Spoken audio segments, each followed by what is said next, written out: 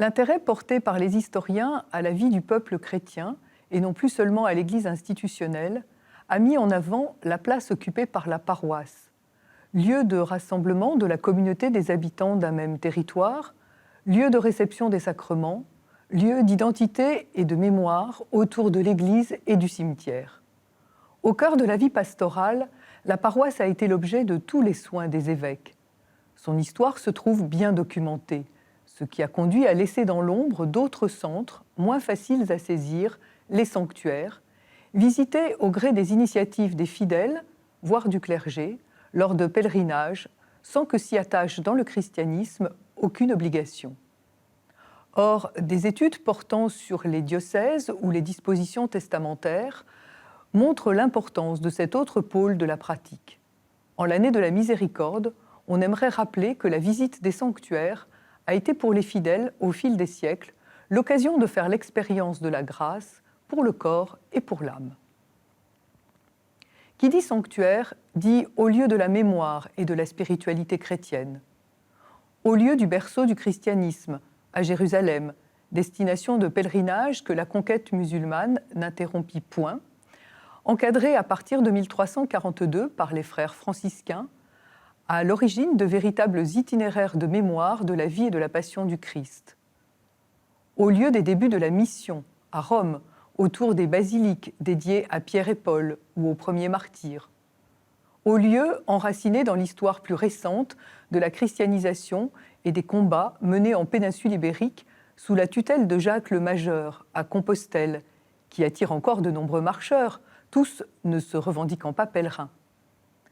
À côté de ces grands centres, l'histoire de la christianisation a vu naître des sanctuaires autour des corps saints d'évêques, abbés ou ermites, dont la figure est restée dans la mémoire en raison de l'ampleur de leur action et de la force de leur personnalité.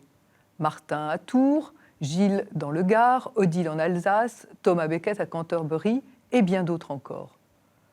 Puis, aux époques médiévales et modernes, les sanctuaires mariaux se sont insérés dans ce maillage encore lâche, à Montserrat, Rocamadour ou Lorette, avant que les apparitions de la Vierge n'en fassent surgir de nouveaux, tels Lourdes ou Notre-Dame de la Salette. Enfin, les enquêtes de terrain mettent au jour la prolifération de centres de dévotion plus modestes et souvent de moindre longévité, qui furent pourtant bien aussi fréquentés que les plus célèbres. Tous les pèlerinages ne furent pas au long cours, suivant l'image d'Épinal du fidèle partant au couvert de sa cape appuyée sur son bourdon avec sa seule besace pour bagage. Quelles forces ont poussé les fidèles à se diriger vers ces lieux ? Pas uniquement l'incitation du curé ou d'une autre autorité religieuse. Les pèlerinages organisés s'introduisent tardivement, guère avant l'époque moderne, avant de prendre leur essor à partir du XIXe siècle, grâce aux facilités que procurèrent les nouveaux moyens de transport. Pour les périodes plus anciennes, comme le Moyen Âge, les ressorts profonds de ces pieux voyages se laissent saisir à travers les récits de miracles, vies de saints et autres prières produits par les sanctuaires. Ces textes font la part belle à la recherche de recours face aux difficultés de la vie, que l'état de la science ne permettait pas d'aplanir autant que de nos jours. Le plus souvent, le fidèle part solliciter l'intercession du saint ou de Marie afin d'obtenir une guérison, une grâce pour son corps, affecté de paralysie, de fièvre ou d'un handicap. Les récits exposent comment le saint obtient du Christ que se réitèrent les grâces dispensées en Palestine par Jésus de son vivant, selon les récits évangéliques.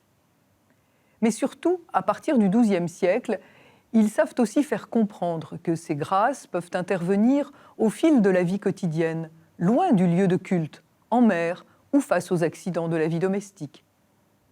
La démarche ne se limite pas à soi, elle s'élargit au cercle de la parenté, enfants malades ou proches impotents conduits sur place.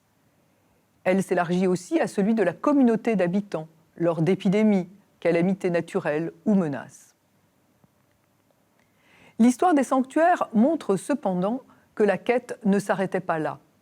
À partir de l'époque médiévale, la démarche pérégrine a pris une forte dimension pénitentielle.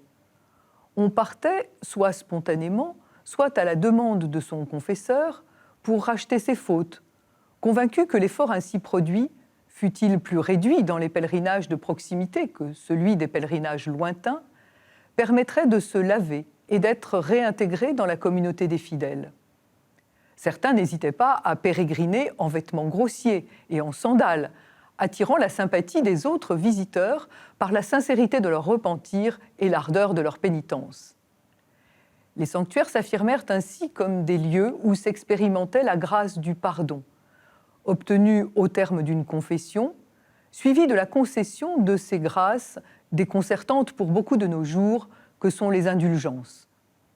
Il reste que l'obtention d'une indulgence a assuré la fortune de plus d'un sanctuaire, surtout après 1300, première année jubilaire.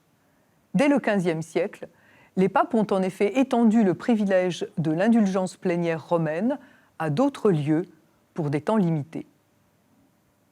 Dans la visite des sanctuaires, la recherche de grâce pour les corps se double donc d'une recherche plus intérieure de grâce pour le salut en une pratique qui complète la fréquentation de la paroisse davantage qu'elle ne s'y oppose.